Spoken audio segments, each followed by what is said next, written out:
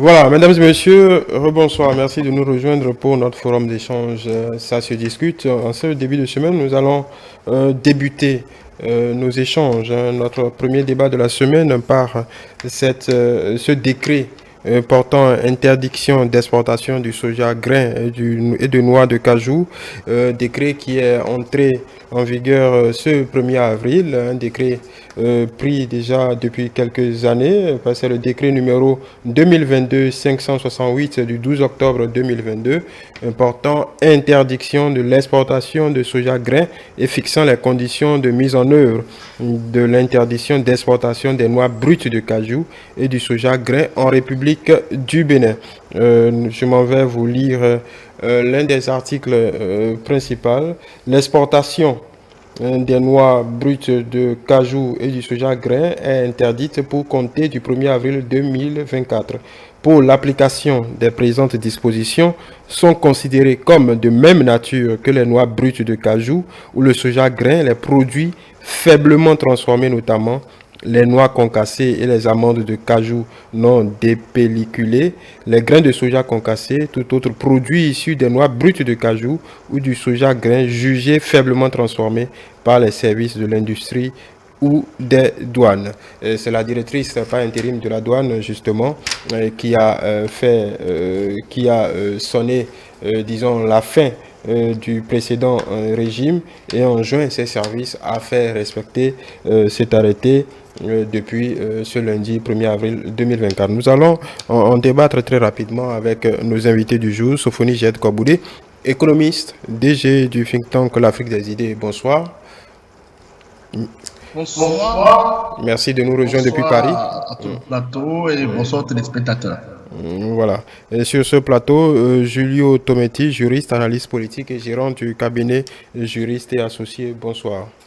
Bonsoir François-Xavier Noumon, bonsoir Jeff Koboudé de l'autre côté et à nos téléspectateurs.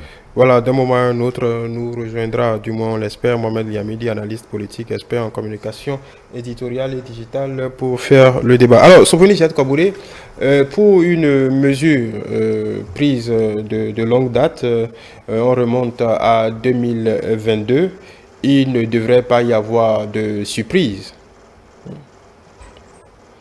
Oui, il n'y a pas de surprise, en effet. Et le décret interdisant l'exportation du soja grain et de noix de cajou est entré en vigueur depuis hier et est en vigueur aujourd'hui. La Direction générale des douanes l'a notifié hier à travers un communiqué.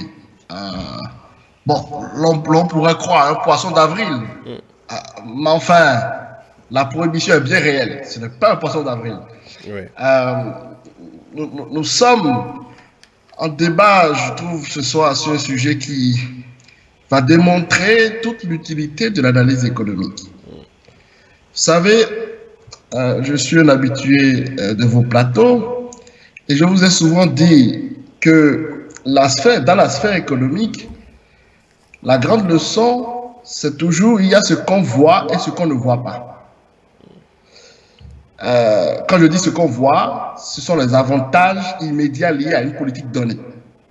Et quand je dis ce qu'on ne voit pas, ce sont les funestes conséquences ultérieures, mais qui n'apparaissent pas en même temps que la cause qui les engendre. Bon, revenons au dit décret. Que dit le décret concrètement? Grosso modo, il stipule que toute opération d'exportation des noix de cajou ou de soja grain ou du soja faiblement transformé, être subordonné à la délivrance d'une autorisation du ministre chargé du commerce. Bon, mais pourquoi on fait ça? Pourquoi le gouvernement décide de faire ça? Le président a donné la réponse lui-même. Rappelez-vous de sa rencontre avec les acteurs du secteur le 11 avril de l'année dernière. Il dit ceci, il dit le cajou et le soja ne seront plus exportés à l'état brut, les productions seront transformées sur place et cela va créer des emplois et de la richesse nationale, etc., etc. Donc, en clair, le président veut réserver le cajou et le soja grain aux transformateurs locaux. Formidable, pourrait-on dire. On pourrait dire c'est merveilleux. Mais enfin, il serait bien imprudent de s'arrêter seulement sur ce qu'on voit, car il y a ce qu'on ne voit pas. Et je voudrais prendre une minute pour l'expliquer. D'abord, en interdisant les exportations, c'est quand même le fond du sujet, on réduit mécaniquement la taille de la demande pour les producteurs béninois qui produisent de noix de cajou ou de soja grain. À offre maintenue, si la demande baisse, enfin, il n'y a pas besoin de faire une grande école pour savoir que les prix vont baisser. Bon, ça c'est la première conséquence funeste. Deuxième conséquence funeste. Imaginons, et suivez-moi bien, imaginons qu'un producteur béninois de soja grain trouve un client en dehors du Bénin, choisissons au hasard le Togo, par exemple, à qui il décide de vendre son soja grain, imaginons à 300 francs CFA le kilo. Vu que le décret d'interdiction entre en vigueur, il se fait une raison de vendre sa production à un client national qui s'aligne sur le prix du gouvernement pour la campagne 2023-2024, c'est-à-dire 270 francs CFA par kilo. Eh bien, si ce producteur béninois, il écoule une production de 10 tonnes au client national, à l'industrie nationale, eh bien, il perd 300 000 francs CFA par rapport à ce qu'il aurait gagné s'il n'avait essuyé quelque entrave pour exporter sa production. C'est-à-dire, il gagne, il perd le delta entre les 300 et les 270, c'est-à-dire 30 francs CFA par kilo. Et vu que c'est 10 tonnes, dans notre exemple, ça fait 300 000 francs CFA qu'il perd en pouvoir d'achat. Eh bien, ces 300 000 francs qu'il perd, c'est 300 000 francs qu'il n'a plus pour investir dans ses moyens de production pour accroître la productivité future. C'est 300 000 francs CFA qu'il n'a plus pour acheter, je ne sais pas moi, une belle moto à son fils. Et donc, c'est une vente que ne fait pas le vendeur de moto. Enfin, on peut imaginer plusieurs scénarios. Troisième conséquence funeste qu'on ne voit pas. On pense protéger l'industriel local. L'industriel local que l'État veut avantager en lui réservant la production nationale de noix de cajou et de soja à grain se soustrait de facto au mécanisme de la concurrence sur les prix. Eh bien, comme il a des prix garantis pour ses matières premières, ou en tout cas une matière première garantie, ben, l'inexorable corollaire de cette situation, c'est que l'industriel local n'a plus aucune incitation à rationaliser sa production pour être plus efficace en raison de la pression qu'aurait exercé l'intégrale libre fixation des prix de ces matières premières. Eh bien, qu'est-ce qui se passe? Il peut végéter dans la médiocrité, ou s'il est plus astucieux, il va aller voir le gouvernement pour demander d'autres subventions auprès de l'État. Et en dernière analyse, c'est le contribuable qui paye. Voilà trois conséquences funestes, c'est-à-dire ce qu'on ne voit pas et qui peut concerner cette interdiction. Je finis simplement en disant, vous savez, en ce moment, je relis les œuvres complètes de Balzac. Et il s'y trouve le magnifique texte que Balzac a adressé à Madame Zulma Caro. Et dans ce texte, Balzac dit ceci: tout gouvernement qui se mêle du commerce et ne le laisse pas libre entreprend une coûteuse sottise. Il se trouve que l'histoire économique lui donne raison. Voilà, on va donner la parole à Julio Tometi sur cette interdiction, l'opportunité même, quels sont les bénéfices escomptés d'une telle mesure? Comment dire, Sophonie, Chef Koboudé a seulement surfé sur comment dire, les conséquences qu'il a, non pas seulement conséquences, mais conséquences funestes qu'il a, les conséquences funestes. Il sait bien qu'au-delà de ce qu'on peut avoir comme conséquence, aucun gouvernement sérieux ne peut prendre de telles mesures en fait sans d'abord évaluer en fait ces conséquences et trouver des mécanismes en fait pour pouvoir les parer. Déjà, je voulais m'inscrire en fait dans le processus qui a cours. Le processus, c'est quoi? Vous l'avez dit tantôt, on a pris un décret en 2022, ça fait donc 18 mois. D'accord? Et donc, c'est déjà très ingénieux pour préparer en fait les producteurs et les exportateurs à cette nouvelle réalité, d'une certaine façon. Donc, une question d'adaptation. En 2022, en 2023 de moins, l'arrêté conjoint du ministère de l'Industrie et de l'Agriculture a été pris pour que, en fait, dans le cadre, puisqu'il s'agit d'une interdiction de l'exploitation, mais comme on peut le voir, c'est simplement une politique protectionniste d'une certaine façon. Donc je m'avais demandé d'abord, est-ce que toutes les politiques protectionnistes ont toujours des conséquences funestes quand il y a politique protectionniste, autant à l'importation qu'à l'exportation. Donc en fait, les politiques comment dire, comment l'appeler tout à l'heure, les politiques protectionnistes d'une certaine façon n'ont pas seulement que des conséquences funestes. Vous savez, nous avons, comme on l'a dit, le décret l'a précisé, nous sommes dans une ère en fait d'aller à un peu plus d'industrialisation. Et comment nous pouvons aller à cette industrialisation si nous ne comptons pas nous-mêmes d'abord sur nos matières premières? Comment nous pouvons prendre des engagements de dire nous voulons mettre les industriels locaux au travail, les investisseurs étrangers au travail. Nous voulons mettre nos jeunes en fait à l'apprentissage par rapport à la transformation d'un certain nombre de produits. On ne peut d'abord que compter en vérité sur la production locale. Et donc, ce qu'on a vu comme conséquence funeste, ça permet en fait de mettre de milliers d'autres personnes au travail. Et donc, un gouvernement sérieux ne peut pas prendre en fait de telles mesures sans pour assurer la disponibilité de ces produits. Et les éléments de chiffres que le gouvernement a avancés, c'est-à-dire quoi? Moi, je trouve en fait que cette politique qui a été mise en œuvre, je l'ai dit tantôt, c'est sur proposition du ministère du Commerce et du ministère de l'Agriculture. Les capacités de production par an et les besoins ont été évalués. Et donc, qu'est-ce qu'il y a lieu de faire? Il revient simplement d'accompagner ou bien de trouver des mécanismes d'accompagnement pour accroître en fait la production. Puisqu'on a dit aujourd'hui, si la production en 2017, lorsque on a commencé l'étude, la production était nous étions en 2017 à 156 000 tonnes, d'accord? Et nous sommes passés en 2021 à 253 000 tonnes. Donc la production a presque doublé. Ça, ce sont les éléments de chiffres qui ont motivé en fait la décision. Oui, ça, c'est pour quelle spéculation? Soja? C'est pour le soja. Voilà. D'accord. Donc, de 256 000 tonnes, nous sommes passés à 253 000 tonnes en 2021. Et les capacités de transformation évaluées en fait des entreprises installées font, en fait, on a un besoin de noix de cajou, par exemple, de 100 000 tonnes par an. En 5 ans, d'accord, on aura besoin, pour 5 unités, donc on aura besoin de 500 000 tonnes.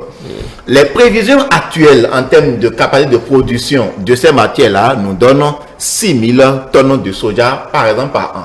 Alors que, en 600 000 tonnes. 600 000 tonnes. Alors que la capacité de transformation de ces unités de production, c'est à 500 000 tonnes. Bon, ça, c'est la projection. Cela vous dit, c'est la projection.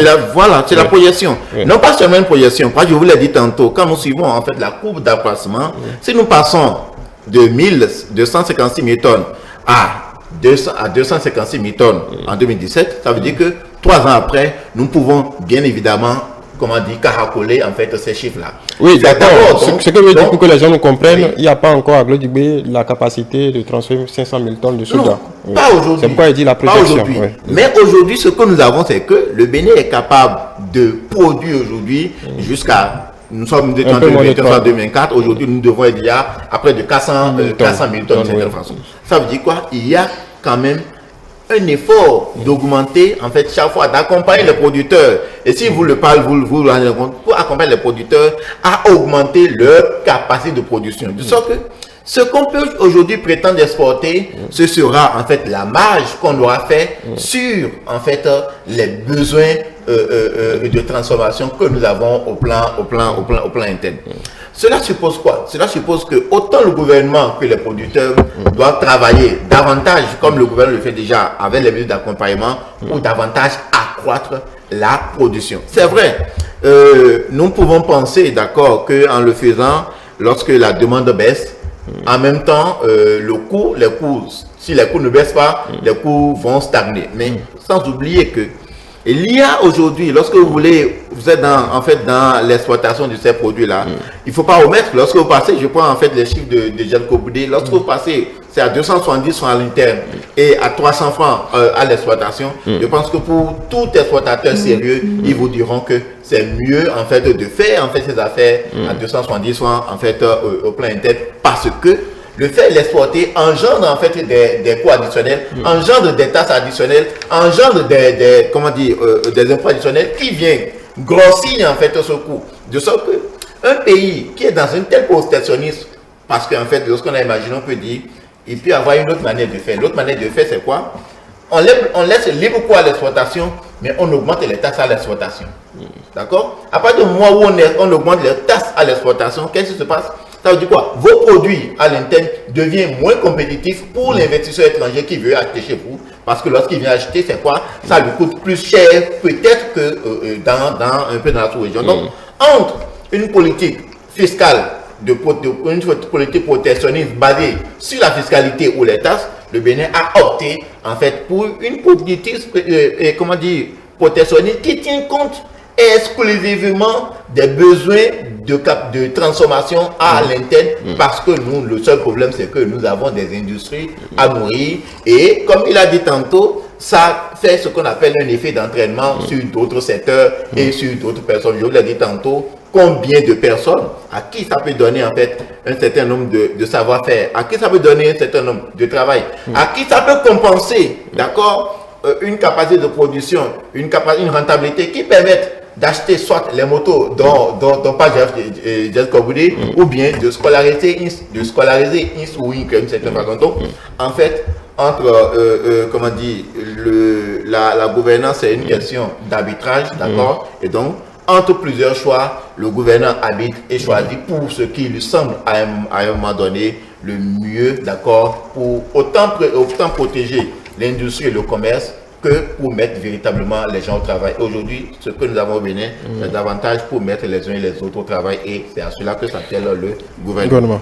Sofoni Jihad Kaboulé, sur cette question bien précise, qui n'est pas ce type de décision qui n'est pas seulement l'apanage du Bénin, est-ce que les pays africains comme le nôtre ne sont pas simplement pris en étau d'une équation pratiquement insoluble où il n'y a pas de solution facile? Parce que comprend par exemple le cajou, on est à un peu plus de 200 000 tonnes.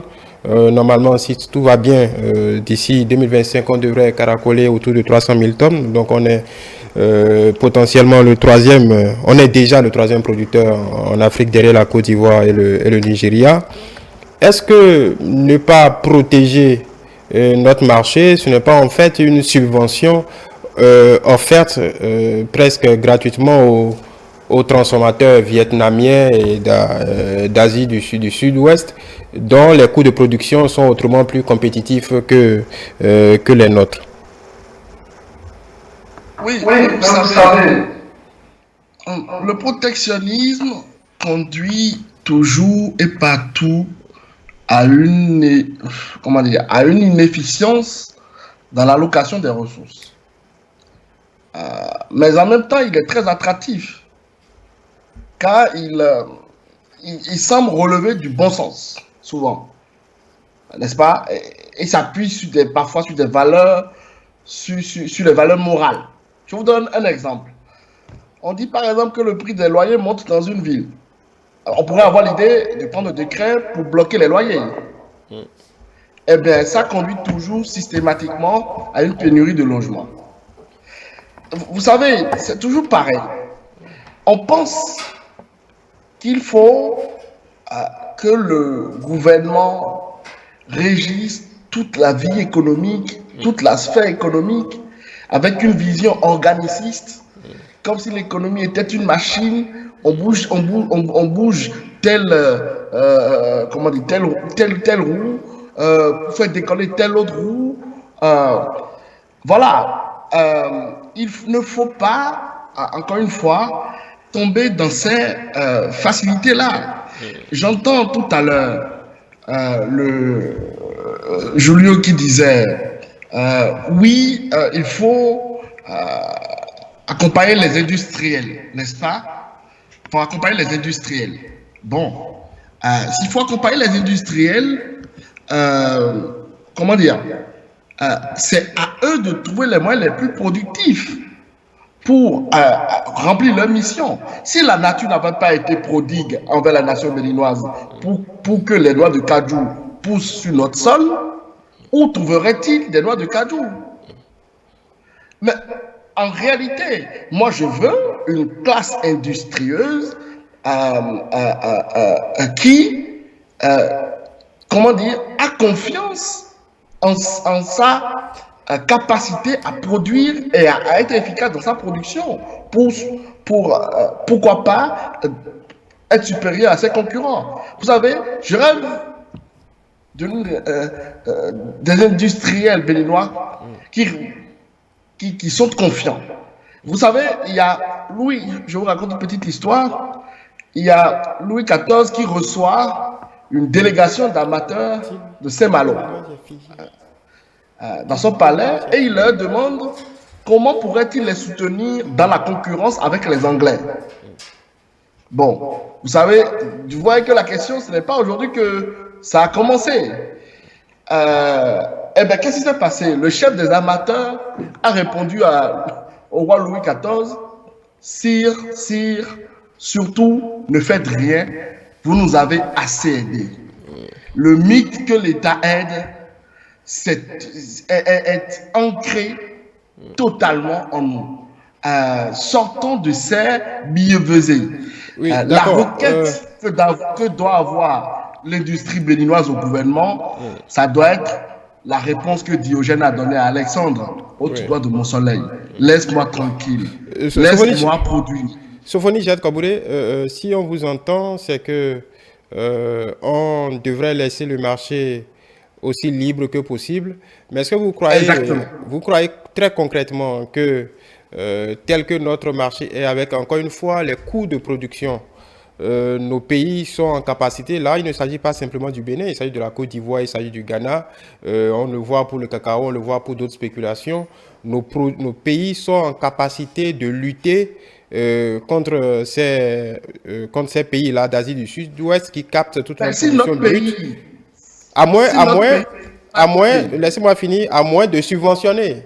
Là, ça fait la double peine pour que nos produits soient plus compétitifs. C'est aussi simple que ça. C'est que si notre pays ne peut pas lutter avec le Vietnam sur, je ne sais pas moi, ou d'autres pays sur les noix de soja, mais il peut lutter sur le coton. Enfin, le Bénin, ce que je veux dire, le Bénin n'est pas tenu de tout faire dans sa vie. C'est bien pour ça que les nations échangent. C'est bien pour ça que chaque nation se centre sur ce sur quoi il a un avantage comparatif. Si le Bénin, pour que le Bénin puisse être une nation de cajou, il faut, comment dire, faire du protectionnisme, appauvrir parce que c'est ce qu'on ne dit pas.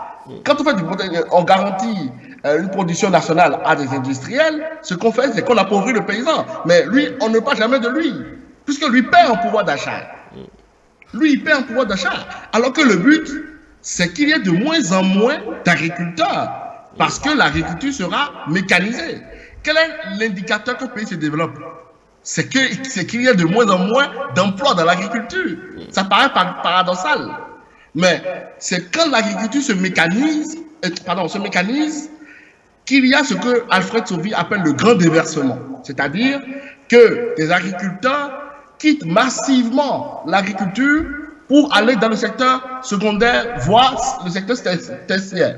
Mais si on paupérise l'agriculteur d'aujourd'hui, comment peut-il investir dans ces moyens de production pour accroître sa productivité future? Donc, encore une fois, l'enfer est pavé de bonnes intentions. Tout ça part de très bonnes intentions. On veut industrialiser le Bénin, n'est-ce pas? Qui pourrait être contre? Qui pourrait être contre l'industrialisation du Bénin? Personne. Mais enfin, les outils existent.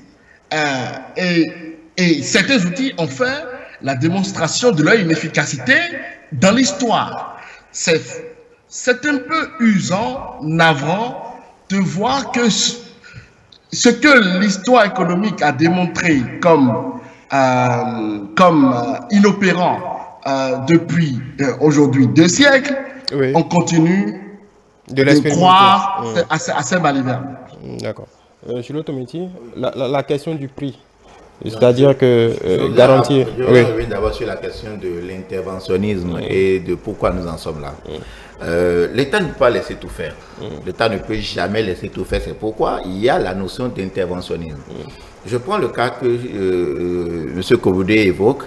Comment, par exemple, un État qui veut faire développer l'agriculture, mécaniser l'agriculture, mais qui ne met pas de précautions, qui ne prend pas de précautions pour garantir la sécurité des terres. C'est là que l'interventionnisme de l'État vient.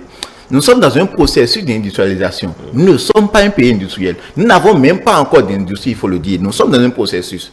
Et lorsqu'on est dans un processus d'industrialisation, c'est quoi? On ne compte d'abord que prioritairement sur les ressources internes.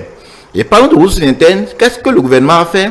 Vous avez été dit aux gens, inciter les industriels d'autres pays, pour dire, chez nous, il y a telle opportunité. Nous produisons du soja, nous produisons de tout là. Vous pouvez venir au Bénin installer une usine de transformation de soja, de ci, de ça.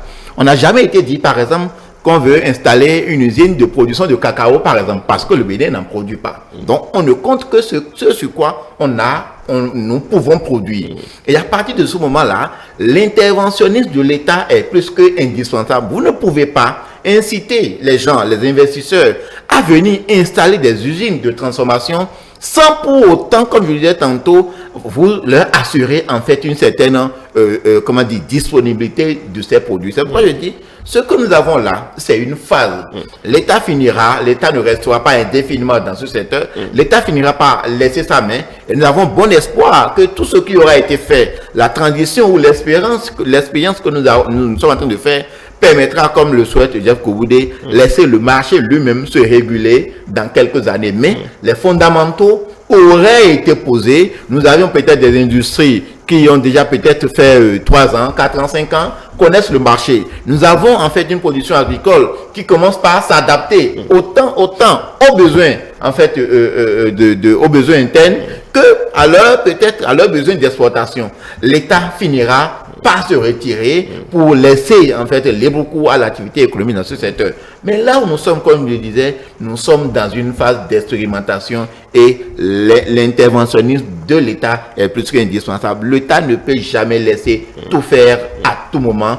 De la même façon, l'État ne peut rester indéfiniment d'accord à agir sur le secteur économique pour réguler telle ou telle chose. Oui, mais sur le prix, parce que pendant que ce que Sophonie Djez-Koboudé pose comme équation, et d'ailleurs on l'a connu l'année passée, rappelez-vous de tout le grabuge qui a eu, les réclamations, le président de la République a été obligé lui-même d'intervenir et d'augmenter le prix. Si un paysan légitimement produit, évidemment il croit à l'industrialisation du Bénin, mais c'est là l'opportunité de vendre plus cher ailleurs. Doit-il se sacrifier pour autant? Est-ce qu'on n'a pas peur de la, comme Sophonie Djez-Koboudé le dit, est-ce qu'il n'y a pas un risque de paupérisation des paysans qui peut se payer même cash dans l'attrait de la spéculation?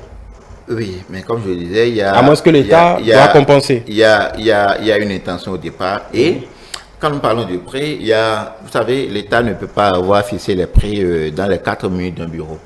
C'est-à-dire quoi? On tient compte en fait de l'offre et de la demande. Oui. En fait, de ce que nous pouvons appeler, peut-être Jeff Koboudé me trouver le thème adéquat, de ce que nous pouvons appeler la moyenne en fait sur le marché international ou sous-régional pour ne pas aller à cette paupérisation dont vous parlez. Parce qu'il y a l'autre chose qu'on ne dit pas souvent. Vous savez, il y a des moments où le prix, d'accord, il y a eu des moments, lorsque le débat était venu, c'était en 2022, où les producteurs arrivaient même à vendre en dessous, en fait, de 275 francs des fois. Parce que il arrive des moments où, au niveau régional, il y a en fait une ruée vers un certain nombre de pays parce que, en fait, il se dit, en termes de soja et d'acajou, il y a la question de qualité. Où on dit pour tel pays la qualité est meilleure, ou bien pour tel besoin le cajou ou le soja de tel ou tel pays est bien meilleur. Qu'est-ce qu'on fait?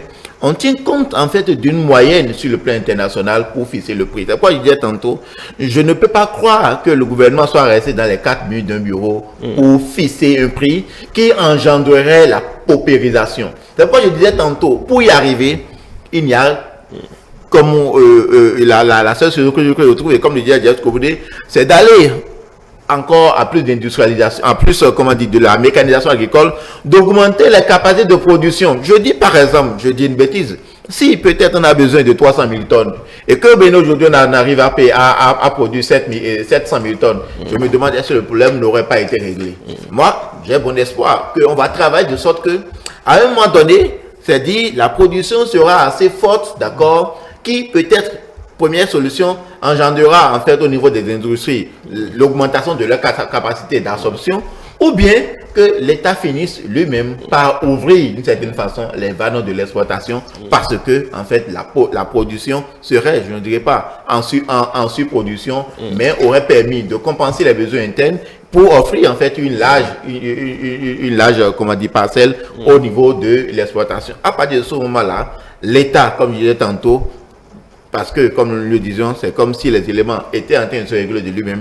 l'État sera obligé de reculer pour laisser libre cours. Parce que si nous en arrivons à ce moment-là, regardez un peu, si nous arrivons à ce moment-là et que peut-être la petite masse d'exploitation, on se rend compte que aisément aujourd'hui, on peut vendre à l'exploitation même à 500 francs, à 500 francs le kilo, et que c'est à 275, à 270 francs au prix interne.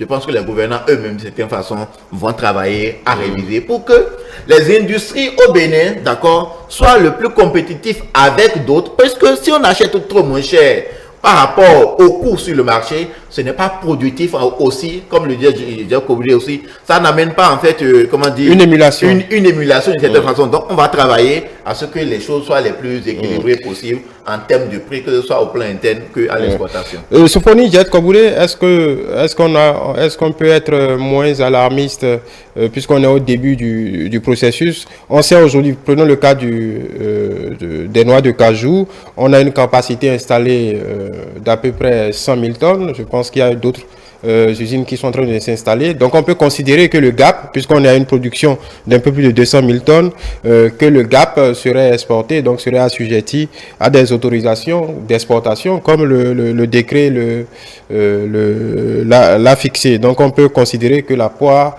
peut être coupée en deux.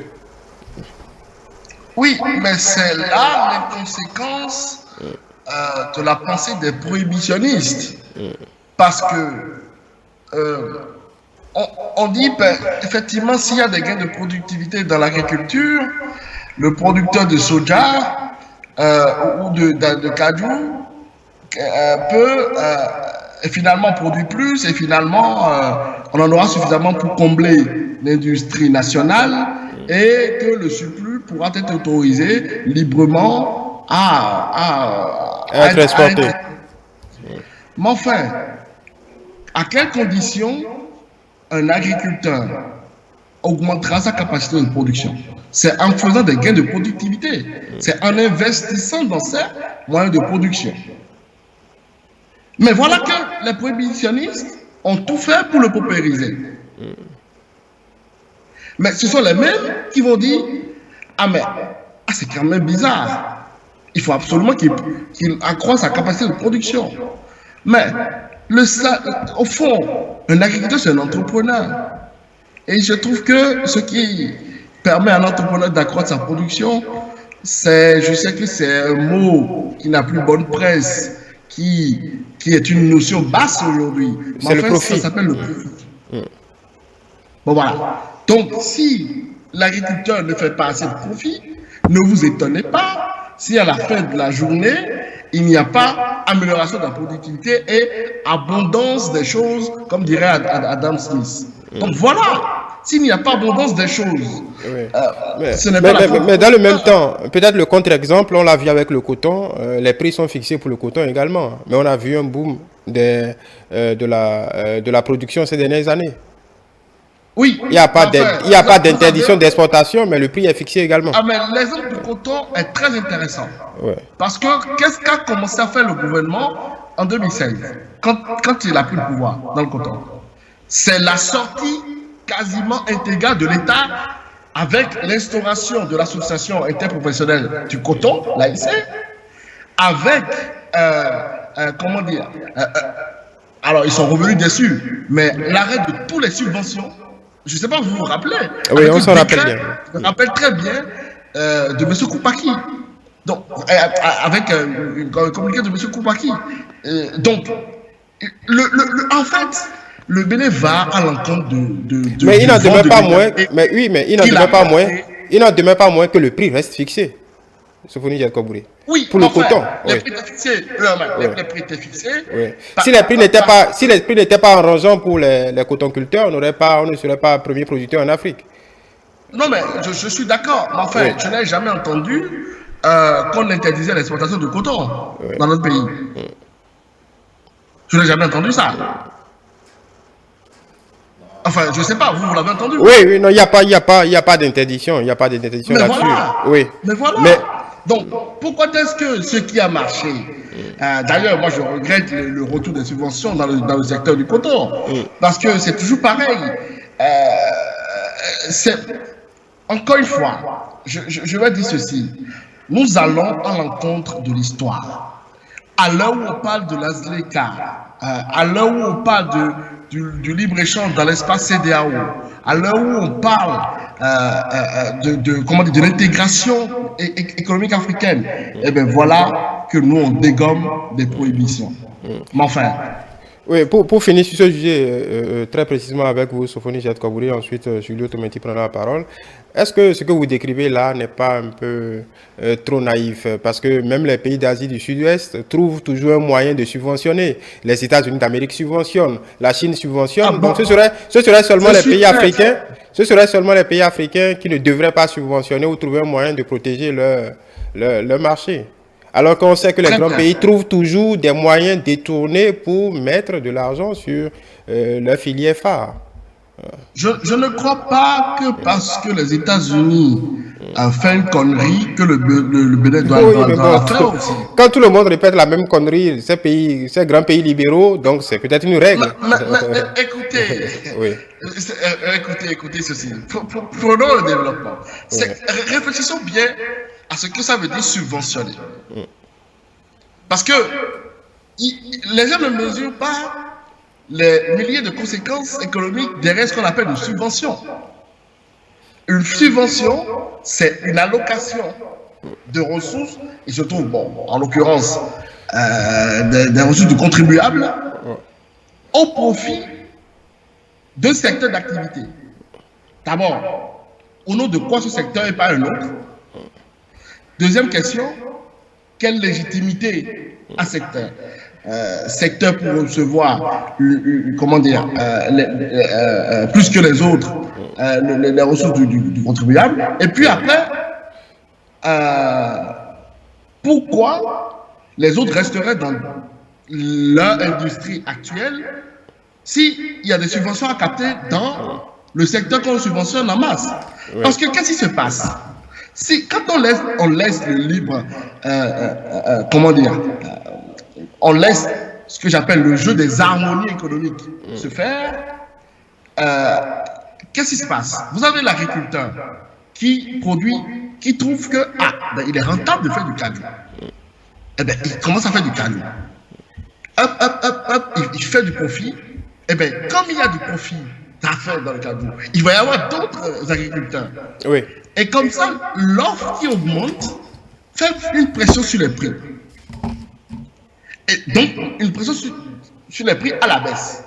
Et pareil, l'industriel qui transforme le cajou, s'il était en monopole ou en situation de duopole ou d'oligopole au départ, et quand il y a des profits exorbitants à faire dans la transformation de cajou, cela va attirer d'autres industriels. En gros, la subvention fait un truc qu'on n'imagine pas, ça détruit le système d'information de l'entrepreneur. Oui, le système d'information de l'entrepreneur, ça s'appelle les prix. Oui, Sophonie Jad Kabouré, d'accord. Oui, mais il n'en demeure pas moins, peut-être que vous ne voulez pas le reconnaître, il n'en demeure pas moins que les pays occidentaux sont champions en barrières tarifaires de toutes sortes. Il y a toujours des moyens d'empêcher. Est-ce que vous pensez réellement... Est-ce que vous pensez... Oui, justement. Est-ce que en l'état, vous pensez qu'avec avec notre environnement, nos coûts de production, nos produits peuvent être compétitifs juste en l'état? Bon, on met ça sur le marché comme ça avec... Mais de quoi ont-ils besoin pour être compétitifs? Ils n'ont pas besoin de quoi que ce soit pour être compétitifs. Oui. Si, effectivement, on veut faire pousser du blé au Bénin, bah oui, on ne sera pas compétitif. OK. Oui, mais on fait du... Non, on ne fait pas l'exemple voilà, extrême. On fait du cajou, donc quelque chose qui pousse. Ce que je veux dire, c'est que on ne soit pas compétitif dans ce secteur, ça ne me choque pas. Oui. Mais qu'on soit compétitif sur le coton, très bien, c'est notre avantage compétitif. Oui. Qu'on soit compétitif sur l'ananas, parce que j'ai un énorme plaisir à chaque fois que je vais dans mon supermarché favori à Paris, je trouve toujours des ananas qui proviennent du Bénin. Voilà, parce que le Bénin a un avantage comparatif. Vous prenez les exemples qui vous arrangent. Bon, on va donner la parole, on va dire à Julio de conclure. Allez-y. Je ne vais pas conclure, je vais conclure plutôt peut-être en relançant et Sophonie sur une question, mais je voudrais d'abord faire deux observations. La première, en parlant du coton, vous savez que le coton n'est pas aussi facilement exportable que le noix de cajou et comment dire le soja. Et le soja. Il y a une sorte de, comment dire, de regroupement qui s'opère d'abord, parce que vous ne pouvez pas exporter par exemple 2 tonnes de coton comme vous exportez 1 tonne de soja ou de cajou, donc la comparaison n'est pas la même. L'autre chose que je voudrais souligner, c'est que en fait, je pense que le gouvernement avait 2 options. Et c'est justement en voulant respecter la libre circulation et la libre échange que le gouvernement a dû prendre en fait l'option d'interdiction. Sinon, l'autre option, c'est de jouer en fait, faire du protectionnisme en jouant sur des tasses. En jouant sur, non. Le protectionnisme, c'est quoi? C'est on a 2 mécanismes. Soit c'est ce que nous faisons, c'est-à-dire en opérant l'interdiction, soit nous relevons en fait les tasses à l'exploitation. Nous relevons les tasses à l'exploitation. Aujourd'hui, le Bénin a fait l'option de l'interdiction. Les tasses à l'exploitation permettent en fait, ne favorisent pas ce qu'il appelle en fait la libre circulation ou la libre échange des biens. La libre échange des biens, le socle ou l'obstacle majeur à la libre circulation ou à la libre échange des biens, ce sont les tasses douanières, les tasses à l'exploitation. En termes nominal, en termes simples, si on interdit, c'est qu'il n'y a pas de libre circulation. Oui, bon, ça, si vous interdisez, c'est qu'il peut pas avoir libre circulation. Là, c'est antinomique. Mais bon, on finit. Très rapidement. Je voudrais poser une question au juriste qui est Julio. Est-ce que d'abord, il n'y a pas une question d'atteinte au droit de propriété dans ce décret?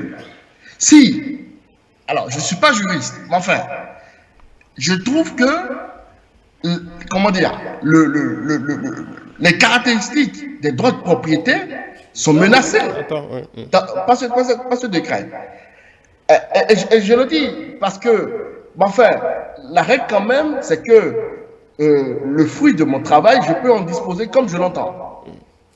Moyennant les obligations très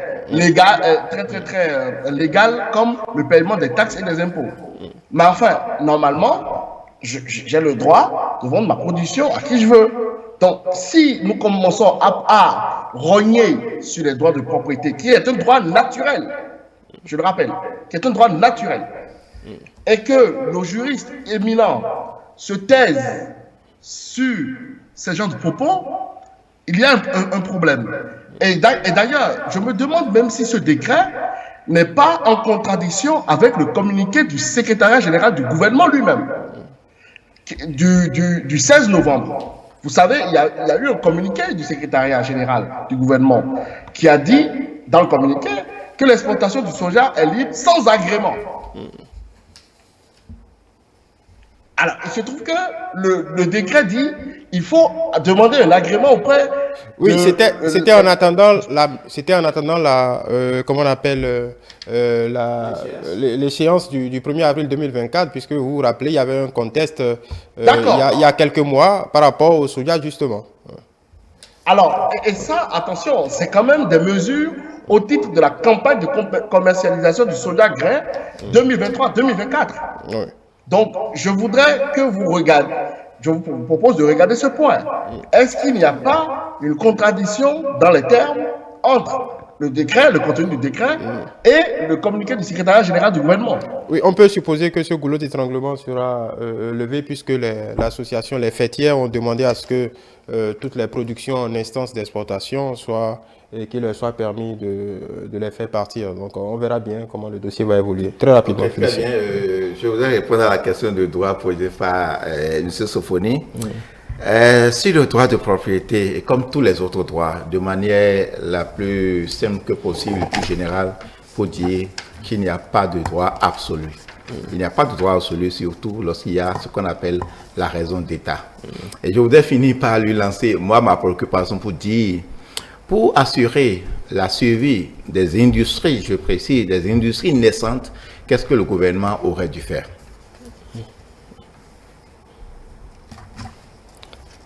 Bon, il est peut-être... Au fond, assez simple. C'est que ces industries ont besoin de quoi? Ils ont besoin de matières premières. Mais laissez ces industriels trouver par leurs propres moyens les matières premières. Ils sont suffisamment grands pour dire au gouvernement, comme César Martin à Louis XIV, Sire, surtout ne faites rien. Vous nous avez assez aidés. Voilà, c'est votre solution. Oui. Le débat promet en tout cas d'être animé, le débat continue avec cette entrée en vigueur de cette interdiction d'exportation du soja grain et de noix de cajou. Ce qu'on peut dire rapidement, c'est qu'on verra bien au moment des récoltes pour évaluer quelque peu l'impact de cet arrêté. Mais vous l'avez rappelé, le projet, c'est de soutenir la dynamique d'industrialisation en cours dans notre pays en ce moment. Voilà. Il nous reste quelques minutes, juste une prise de parole chacun. Hausse des prix des denrées alimentaires, la Banque mondiale, depuis il y a quelques jours, a sorti une note très alarmante qui in extenso dit ni plus ni moins que le monde est rentré dans un cycle inflationniste qui est appelé à durer, et surtout pour les produits de première nécessité, sucre, riz, blé, et j'en passe. Et bien évidemment, quand on lit ce type de notes, on pense aux pays en Afrique subsaharienne, les pays les plus vulnérables.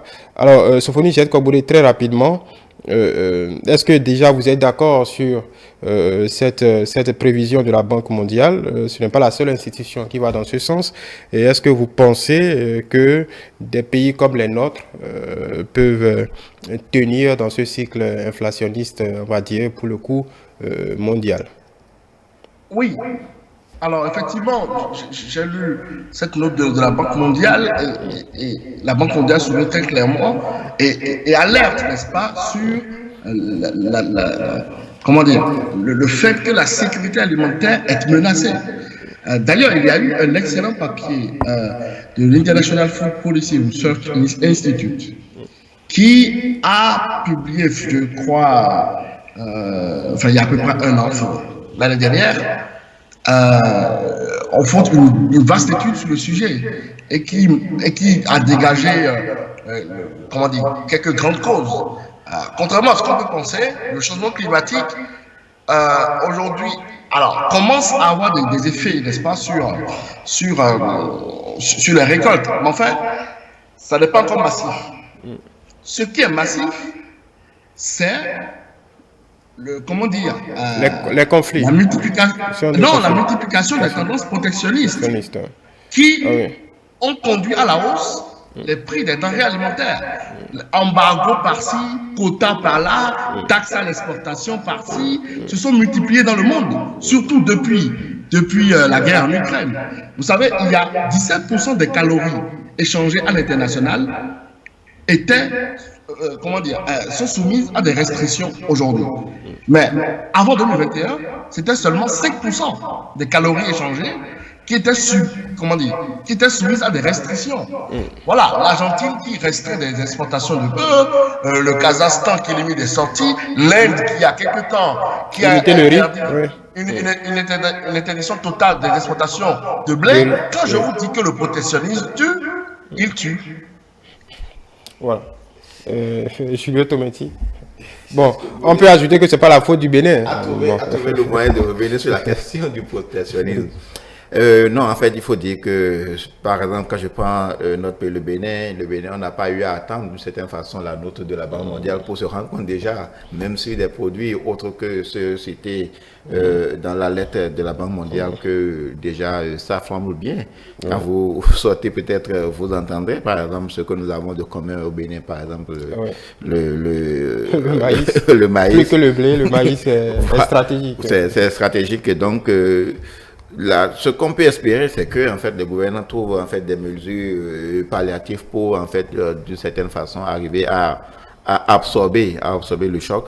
Et moi je reste convaincu que les effets du changement climatique en ont pour beaucoup, parce que je ne peux pas, par exemple, je prends ce dont je viens de parler, par exemple le maïs, que en fait les mesures protectionnistes au plan international, quelles que soient les restrictions, ont pu avoir quelque chose. Ça peut avoir quelque chose peut-être dans un certain nombre d'intrants d'une certaine façon, mais fondamentalement pour ce qu'est du maïs, je ne pense pas. Je pense que le changement climatique en est pour beaucoup. C'est pourquoi nous avions dit la dernière fois cette affaire de COP, d'une certaine façon, ne pas commencer à montrer ses limites d'une certaine façon. On se réunit d'une certaine façon pour se donner bonne conscience de ce que nous sommes en train de prendre des mesures pour réparer ce que nous causons comme tort quotidiennement. À la planète. Et je pense qu'il faudra aller un peu plus loin, réfléchir autrement par rapport à la question du changement climatique, sinon c'est notre suivi qui en dépend.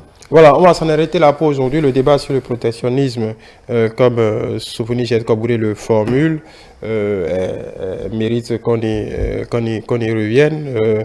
C'est arrêté justement qui est entré en vigueur. On aura bien évidemment le temps d'en évaluer les résultats à l'aune de la capacité de transformation de notre industrie naissante et de la satisfaction et de l'appétence des cultivateurs pour des paysans pour ces différentes spéculations. Voilà, merci Sofoni Jet Kabouré, économiste et directeur général du think tank L'Afrique des idées depuis Paris. Merci. Julio Tometti, l'autre économiste du plateau, juriste également, analyste politique et gérant du cabinet juriste et associé. Merci à tous deux. Finalement, Mohamed Gamidi n'a pu visiblement être au rendez-vous. On espère le retrouver très vite. Mesdames et messieurs, vous pouvez retrouver nos échanges sur notre chaîne YouTube ETélé Bénin, notre site internet c'est du même nom, notre page Facebook ETélé en direct, notre compte X ETélé Live, et bien évidemment continuez par nous suivre via notre application ETélé Bénin. ETélé avec vous, pour vous. À ma suite, vous allez retrouver bien évidemment à 21h30 la rediffusion de l'entretien de dimanche politique où nous recevions Eloge Francis Attali. Merci et bonne soirée en compagnie de nos programmes.